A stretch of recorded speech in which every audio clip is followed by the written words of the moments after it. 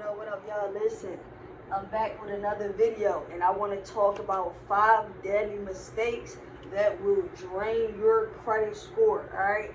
Man, I got some lists on the board, and I'm going to also pretty much explain to you and give you an example of some things that might seem obvious, right? So we're going to jump right into it, right? Now, we're talking about mistakes that simply decreases your credit score, right? Drains your credit score, brings it right down, right? So, we're talking a lot about debt. So, maxing out credit cards, right? Now, maxing out credit cards may seem obvious, but at the end of the day, there's a difference between using a credit card. Say you have $1,000 limit. There's a difference between using a credit card that has $1,000 limit and you paying it back before your due date, right? Paying back the whole $1,000, pay back, right? Opposed to you having $1,000 limit and then you carry that balance into the next month, and then by the time you get your next statement, you are at 100% utilization. You are at 100% utilization, right? So maxing out credit cards. And I do not want to ignore what may seem obvious because too many people are doing it. Maxing out credit cards, using the full amount available on your credit card makes lenders look at you like you are a high risk.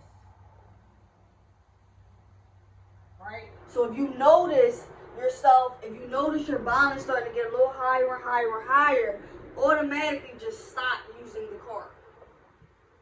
Right? And that's what'll help you not and prevent you from maxing out the credit card is to just completely stop using the card for a while until you're able to pay that balance back down. Right? So number 2, right? Maybe you are paying on your debt, but at the end of the day, you also may be a person that's not paying on your debt and ignoring your debt, right? So when we're talking about draining your credit score and decreasing your credit score, ignoring your debt is one of the fastest ways you can do it because one, what happens is the debt piles up, right? So now you got debt just piling up, right? If you're ignoring the debt is defaulting because you're not paying it. Right? So now you're getting late payments, and then eventually we know that the late payments turns into charge-offs, and we know the late payments turns into collections. Collections and charge-offs, right? For not paying. So ignoring debt, even if it's high debt, even if it's debt you're afraid of, you never want to just ignore the debt. It's kind of like when they say if you have a sore or you have an open wound and you just ignore it, you don't put any type of alcohol to it, you don't clean it, and it gets worse and it gets worse and it gets worse and it gets infected, right? You don't want to keep affecting your credit score by ignoring the debt because you're afraid of it, and that's one of the main reasons why I like to educate people is so that you are no longer afraid, right? Now, thirdly, taking out too much debt. I've talked about in previous videos, inquiries, when lenders are checking your credit score, checking your credit worthiness, checking your credit reports.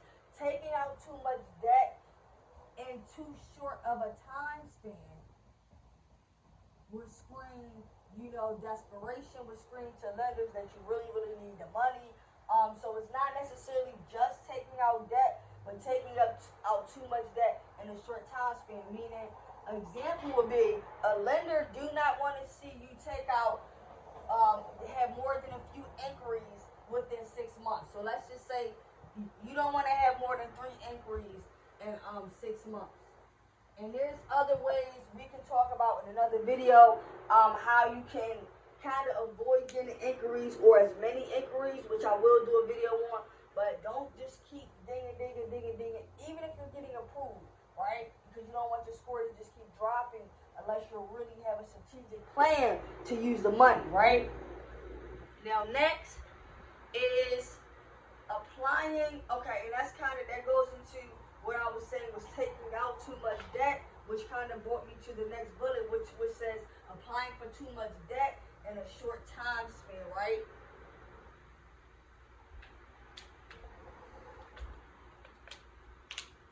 Especially if you're maxed all out.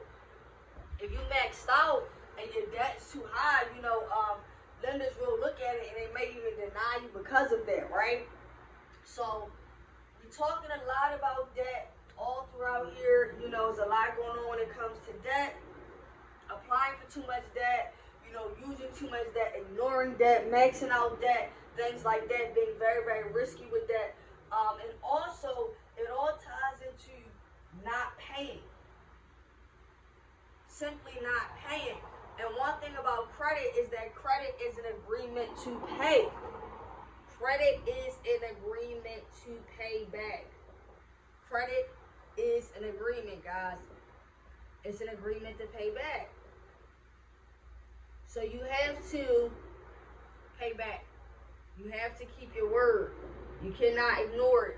Don't ignore the debt. So not lowering your debt utilization, lowering that debt utilization below, and I like to say the sweet spot, because you can stay below 30, right? A lot of people talk a lot about the 30%.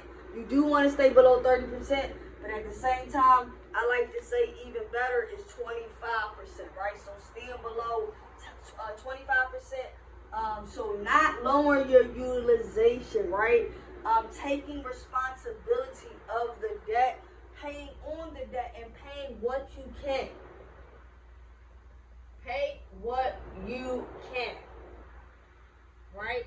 Pay what you can. Do what you can. Understand what you know. Because these mistakes, when it comes to debt, maxing out credit card, ignoring debt, taking out too much debt, it all ties into your risk level, right? It all ties into how lenders view you. So you got to start thinking about the decision making based on their perspective and from their eyes, almost in their shoes. If I was the lender, if I was giving out the money, right? Look at it like if you had a friend, okay? You have a friend. Every week, this friend comes to you and asks to borrow $100. Now, first couple times, you do it, right? Hey, it's $100. It's my friend. They gave it back the first time on time. They gave it back. They gave it back. They gave it back. 3 times in a row, you got your money back, right? Now, on the 4th week, they came to you twice that week and asked to borrow $100. But now they asking to borrow $200 because they came to you twice, right? What would you think to yourself in your head?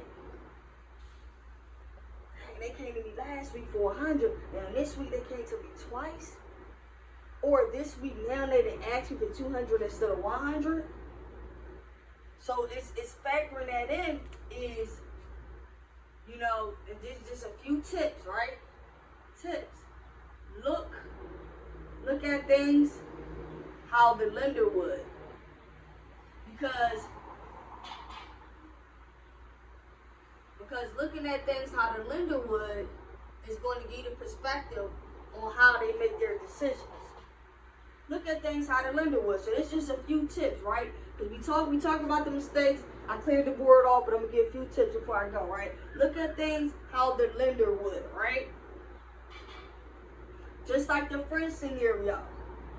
Pay attention to how much you're using.